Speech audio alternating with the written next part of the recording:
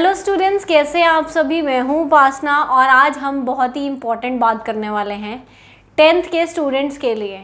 10th के students का बहुत बड़ा ये सवाल है कि मैम 9th तक तो हमने जैसे तैसे करके सार लिया, अब 10th में आखिरकार पढ़ना कैसे है। 9th में तो आधे से ज़्यादा रट्टाफिकेशन करते आए हैं, आधे से ज़्यादा बस ऐसे ही धक्के सिर पास पूस होकर आ गए हैं ना मैम, पढ़ने का ज़्यादा मन नहीं करता था। तो बॉस 10th में ऐसा बिल्कुल भी चलने वाला नहीं है। अगर तुम सोच रहे हो कि जैसे 9th पार हो गई 10th भी हो जाएगी, तो बॉस नहीं होने वाली।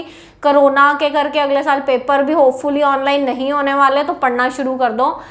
क्योंकि जो 10th है बच्चों, आप लोगों के लिए आगे जितने भी आपके 12th के बोर्ड्स आएंगे, उसका में भी आपने कॉम्पिटिटिव एग्जाम्स आपको उसके बाद देने पड़ते हैं। तो जितनी भी आपके एग्जाम्स उसके बाद आने वाले हैं ना, चाहे +1 के एग्जाम्स ही आप लगा लो, 10th बच्चों सबसे इजी क्लास है। इवन कि अगर मैं आपकी 9th से भी कंपेयर करूं तो 10th आपके लिए 9th से भी इजी है बॉस।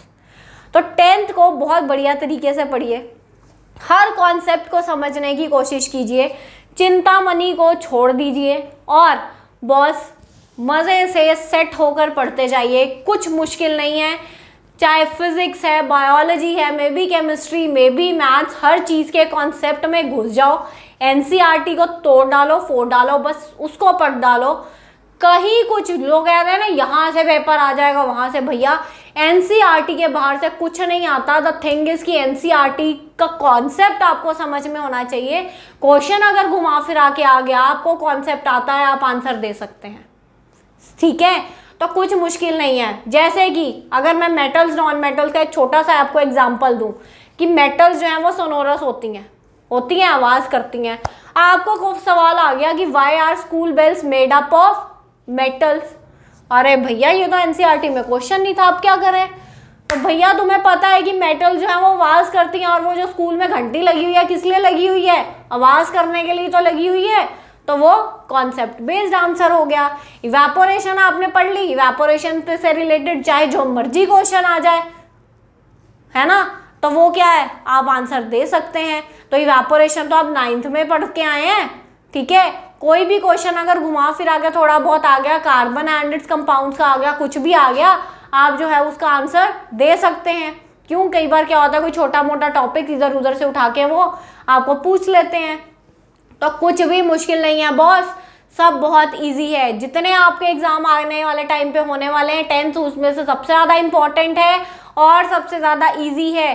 10th की आपकी मार्कशीट हर जगह यूज़ होने वाली है, तो इसको फॉर ग्रांटेड मत लीजिए। अभी से टाइम टेबल बनाइए। पहली बात, कब क्या पढ़ना है। एक दिन में मल्टीपल सब्जेक्ट्स पढ़िए, एक दिन में एक सब्जेक्ट उठाकर बैठे रहेंगे तो बोर हो जाएंगे। शेड्यूल सेट कर लीजिए कि इस टाइम तक मैंने अपना 10th का सारा सिलेबस खत्म कर लेना है, उसके बाद इतना टाइम मैंने अपनी रिवीजन को देना है।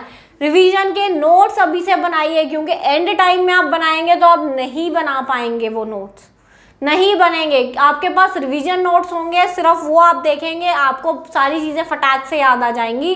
तो अभी से एक प्रॉपरली टाइम टेबल बनाकर चलिए, शेड्यूल बनाकर चलिए। बॉस तुम्हें 95 अबव स्कोर करने से कोई भी नहीं रोक पाएगा, जो अभी तक नहीं पढ़ रहे और सोच रहे हो MCQs आने हैं, बॉस कर लेंगे। भैया MCQs के लिए भी कॉन्सेप्ट चाहिए। MCQs अटेम्प्ट करने मुश्किल है, उल्टा लिखने में तो कोई भी कहानी लिख देते हो, MCQ में तो एक ही जगह B टिक हो गया तो गलत है आंसर। तो जब तक MCQs भी तभी अटेम्प्ट होंगे जब थ्योरी आती होगी, कॉन्सेप्ट क्लियर होंगे, नहीं तो MCQs भी अटेम्प्ट नहीं होंगे। तो बॉस कॉन्सेप्ट क्लियर कीजिए, बहुत इंपॉर्टेंट है 10th के मार्क्स। तो मेरी कही इस बात पर चलिए, बिना टेंशन लिए, लोड नहीं लेना दिमाग पर। अच्छा इसने इतना कर लिया, मेरा अभी तक इतना नहीं हुआ है। भाई उसका अपना पेस है, एक अपनी स्पीड है, तुम्हारा अपनी कैपेबिलिटी, अपनी स्पीड है, ठीक है। शायद तुम किसी और चीज़ में और ज़्यादा अच्छे होगे, तुम्हारा और किसी तरीके से पेस है। तो किसी को देखकर सबसे पहले तो यहाँ से भेजा फ्राई नहीं करना, किसी को देखकर डिस्ट्रैक्ट नहीं होना है। जो फ़ोन टीवी सारी चीज़ें, अभी तो लग रहा है अच्छा कोरोना चल रहा है, कोई नहीं मज़े से पढ़ लेंगे, बाद में बॉस मुश्किल हो जाएगी, बहुत मुश्किल। तो बहुत इजी है, बी काम, बी पेशेंट, कॉन्फिडेंट रहिए, अच्छे से पढ़ते जाइए। अभी से स्लो स्लो स्लो स्लो धीरे धीरे अपना एक पेस बनाकर पढ़ते जाइए। बाकी साइंस में हेल्प करने के लिए तो मैं हूँ ही। तो कल से हम MCQs भी इस चैनल पे सॉल्व करने वाले हैं।